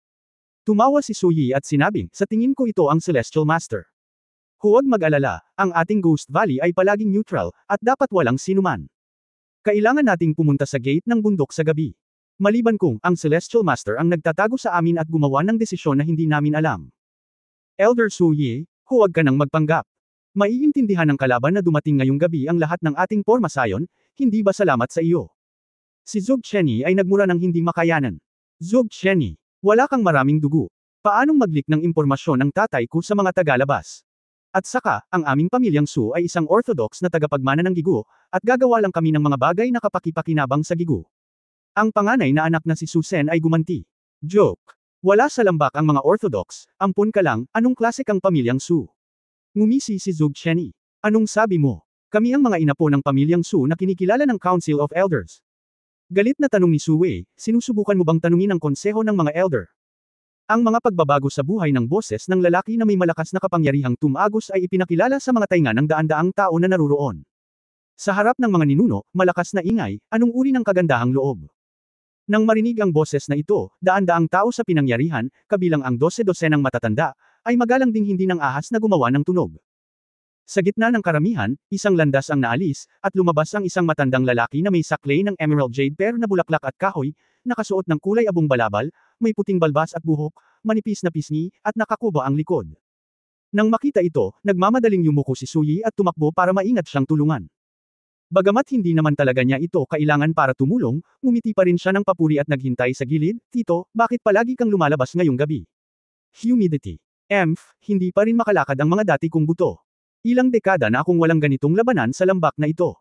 Paanong hindi ako lalabas at tingnan? Ang pares ng matandang lalaki ng malalim na lumulubog na mga mata, ngunit ito ay nagniningning ng maliwanag. Elder, inistorbo kita. Yumuko rin si Zhuge Tianming ng may paggalang. Ang taong ito ay ang punong elder ng Gigu Presbyterian Church, si Su Chenxing. Sa mga tuntunin ng seniority, siya ay pinsan ng lolo ni Su Yi, ngayon ay higit sa 170 taong gulang at lubos na iginagalang. Sinuportahan ng matandang lalaki ang orthodox na dugo ng pamilyang Su sa buong buhay niya, at kahit na ang pangunahing bahay ng pamilyang Su ay bumagsak sa puntong napilitang umalis sa Ghost Valley, hindi niya hinayaang umakyat ang mga anak ng kanyang bloodline. Ang integridad na ito ay hinahangaan sa Ghost Valley at sa pamilyang Su. Tiyak na dahil may ganoong elder ng pamilyang Su sa Presbyterian Church, ang pamilya Su ay may karapatan pa ring magsalita sa Presbyterian Church, na ginagawang imposible para sa Zhuge clan na ganap na kontrolin ang Gigu. Heavenly Master, sino ang nandito? Tinanong ni Su Chenxing si Zhuge Tianming ng diretsyo sa punto. Pinaikit ni Zhuge Tianming ang kanyang mga mata at sinabing, ang hari ng impyerno. Pagkalabas ng boses, bulungan na naman ang mga naroroon, may nahulaan, may mga hindi alam, nang marinig ang pangalan, lahat sila ay mukhang kinakabahan. Oh, bakit siya dumating? Tanong muli ni Su Chenxing. Bahagyang ngumiti si Zhuge Tianming, to tell the truth, nandito siya para maghiganti sa Ghost Valley natin. Paghihiganti sa Ghost Valley. Sa tingin ko, ito ay paghihiganti sa iyong pamilyang Zhuge. Ngumiti si Su Yi at sinabi, iniisip ba ng Celestial Master na napakadaling linlangan ng aking tiyuhin? Mahinahong ngumiti si Zhuge Tianming, Elder Su, pwede ba iyon? Sa tingin mo, kung papasok si Lucifer sa Ghost Valley, papakawalan ka ba niya? Huwag kalimutan. Nagpadala ka ng mga tao para salakayin pareho sina Su Qingzhou at Mumumo, lahat sila ay orthodox na dugo ng pamilyang Su. Ikaw sa tingin mo ba walang nakakaalam? Hindi nagbago ang mukha ni Su Yi, at sinabing, kalokohan. Wala talaga. Nagdulot ng malaking sakuna ang pamilya Zhuge mo ngayon, huwag mong subukang isali ang pamilya naming Su. Oo, kamahalan Lucifer, ito ay Su Qing, ang orthodox na dugo ng aming pamilyang Su. Ang asawa ni Miss Zhu, hindi kalabisan na sabihin na ito ay aming sariling pamilya. Kung hindi ginawa ng pamilya Zhuge mo ang lahat ng masasamang bagay, hindi nila hahayaang makapasok ang mga tao sa Ghost Valley sa kalagitnaan ng gabi. Sumunod si Su Sen. Tumawa si Zhuge Tianming at sinabing, itago mo ang iyong mga tainga at nakawin ang kampana, at linlangan ang iyong sarili at ang iba. Tama na. Galit na sinabi ni Su Chenxing, hindi ba? Gusto mo bang pagtawanan palagi? Natigilan ang lahat nang makita nila si Su Chenxing, dahan-daang lumingon, at tumingin kay Su Chenxing. Ang direksyon ng Tianshu Tower. Dahan-daang itinaas ng matanda ang ulo at tumingala sa tuktok ng tore na mahigit 100 metro ang taas. Natuklasan ng daan-daang libong tao sa Ghost Valley na may isang figurang nakatayo sa tuktok ng matulis na tore ng tahimik. Hindi ko alam kung kailan, tinatanaw na ng figurang ito ang lugar na ito, at pagkatapos lamang ng mahigit 170 taon ng paglilinang ni Su Qianxing ay natuklasan niya ang kanyang pag-iral. Si Zhuge Tianming at ang iba pang matatanda ay naantig, at hindi nila ito napansin. Sa oras na ito, sa itaas ng kalangitan, ang mga maitim na ulap ay tinatangay ng hangin, at ang gasuklay na buwan ay tila kinulayan ng isang layer ng escarlata, medyo maputik. Sa ilalim ng buwan, ang figure ng lalaki ay tila natatakpan ng malabong escarlata na liwanag. Lucifer, huminga ng malalim si Zhuge Tianming, kumpara sa huling pagkikita niya kay Ye Fan, naramdaman niyang bumuti muli ang lakas ni Ye Fan. Maging si Zhuge Tianming ay nakaramdam ng panggigipit, at ang iba ay hindi na kailangang magsabi pa, at lahat sila ay kinakabahan. Mukhang, dumating na ang mga taong mamamatay. Itinuro ni Ye Fan ang kanyang mga daliri sa paa, direktang tumalon sa lupa mula sa tore na mahigit 100 metro ang taas, at tumayong matatag.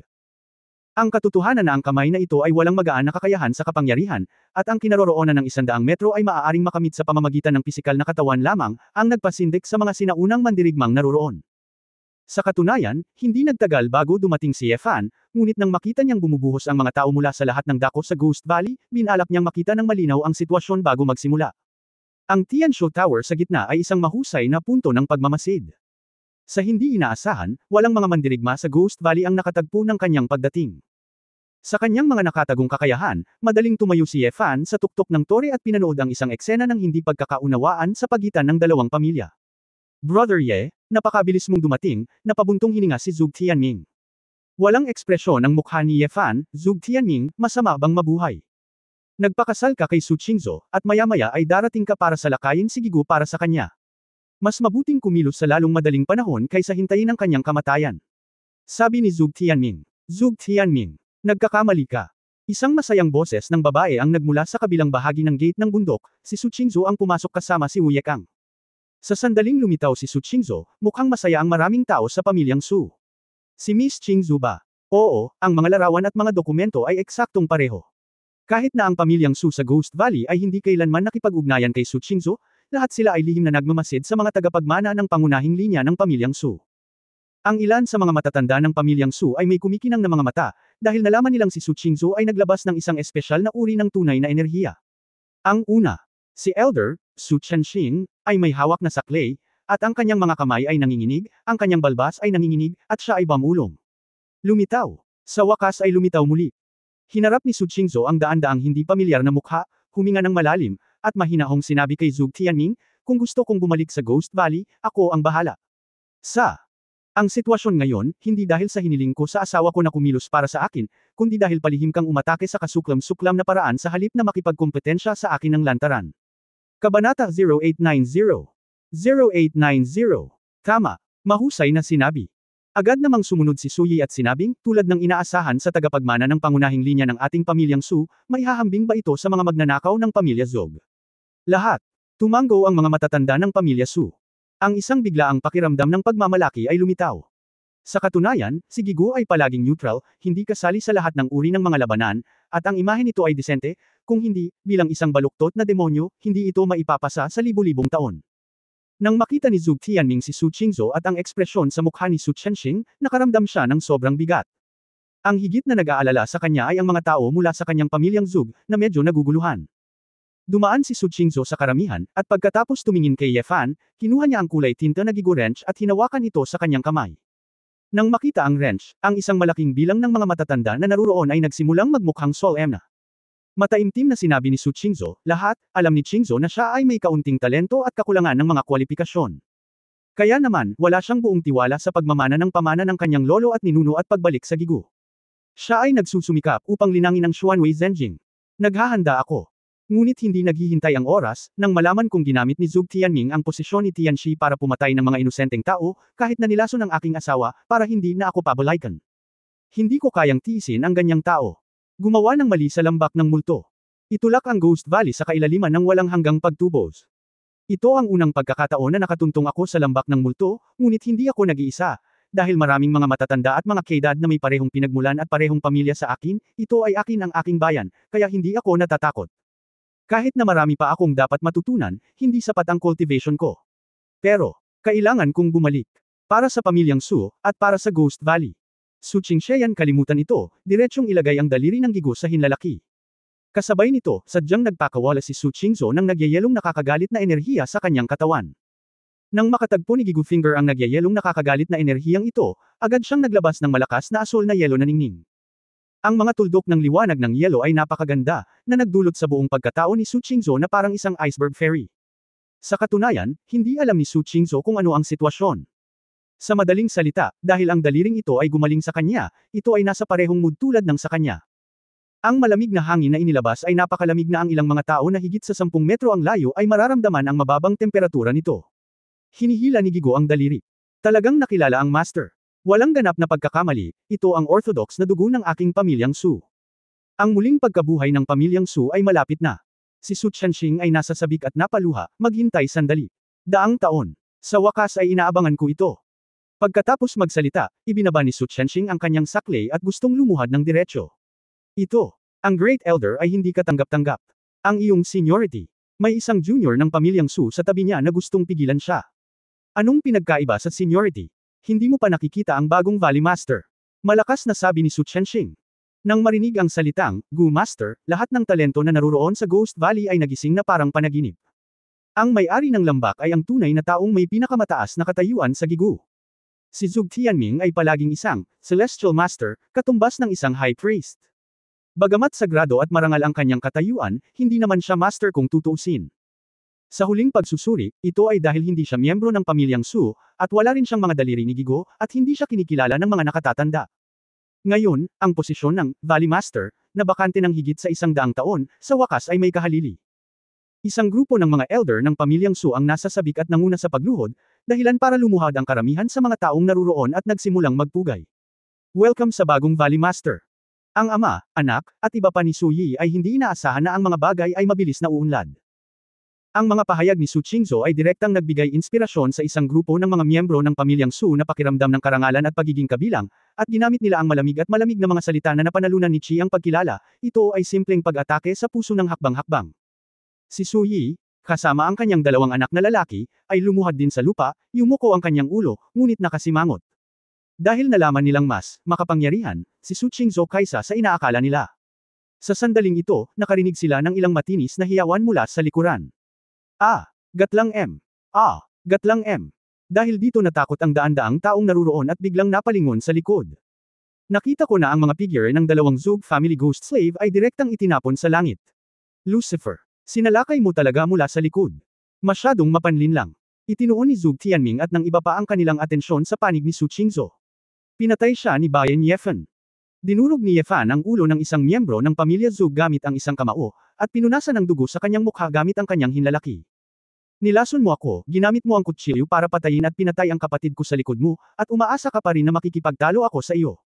Ikaw ang masyadong nanlaloko ng mga tao. Malamig ang mukha ni Yefan, totoo ang nakamamatay na aura sa kanyang mga mata, at ang buong tao ay tila nasa likuran niya. May anino ng demonyo.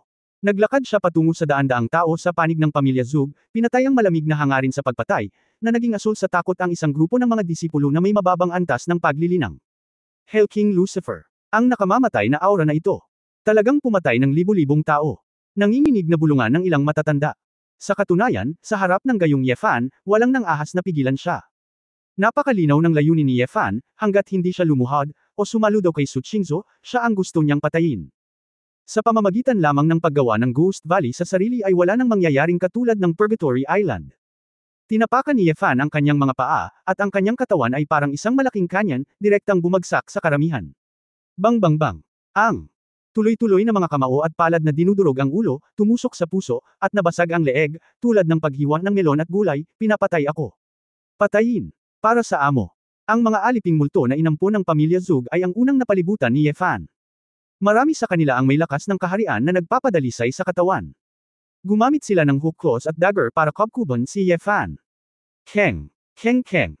Anuman ang punyal o ang mga kuko ng metal, ang mga braso, binti, at likod ni Yefan ay direktang nabali sa pagkabigla. Sa isang kamay, pinisil ni Yefan ang kanyang noo at dinurog ito. Sinunggaban niya ang mga patay na lalaki at inihagis ang kanilang mga bangkay bilang mga kanyan. May mga tinamaan ng mga itinapon na bangkay at nagsuka ng dugo bago sila lumapit. Ang perverted physical fitness ni Yefan ay nagbigay ng nakakatakot na mapanirang kapangyarihan sa santukan na labanang ito. Ang martial artist sa ilalim ng kanyang konsentrasyon ay hindi naiiba sa isang basura sa harap ni Ye Fan, at ang kanyang tunay na chi ay hindi maaaring magdulot ng anumang pinsala kay Ye Fan. Ang buong katawan ni Ye Fan ay kinulayan ng pula ng dugo sa wala pang 1 minuto. Para siyang halimaw na pumili ng mga tao at nilamon siya, pinatay ang lahat ng pamilya ni Zug para umatras, walang tigil na sumisigaw. Eldest Elder, nakikita mo ba talaga siyang pinapatay ang mga Ghost Valley ko ng ganito? Pinanood ni Zug Tianming si Ye Fan na walang tigil na patayin siya, nagngangalit ang kanyang mga ngipin, at tumingin kay Su Chenxing. Nakaluhod pa rin si Su Chenxing sa lupa, nang lumingon siya at sinabing may hindi kanais nais na ekspresyon, Heavenly Master, ang dahilan na iyong itinanim ay natural na dapat mong anihin. At saka, mayroon na tayong bagong Valley Master, lahat, dapat mong sundin ang utos ng Master of the Valley. Biglang naunawaan ni Zug Tianming na ang hitsura ni Su Qingzu sa sandaling ito ay naging dahilan upang hindi matakot ang mga elder ng pamilyang Su na hindi magkaroon ng kahalili. Anyway, may mga mas angkop na kahalili para kay Gigo. Siyempre, binalak din ni Wei na iwanan ang spare tire ng kanilang pamilyang Zog. Kung hindi dahil sa lumang pag-ibig, tinatayang lalabanan sila ng mga matatanda at tutulungan si Ye Fan na patayin sila. Sa pag-iisip nito, malamig na kumikislap ang mga mata ni Zug Tianming, at direktang sinugod niya si Su Qingzu. Ang pagpatay kay Su Qingzu, pagsira sa bloodline na ito, ang lahat ay ibang kwento. Pagtatapos ng kabanatang ito. For more videos, click on the notification bell.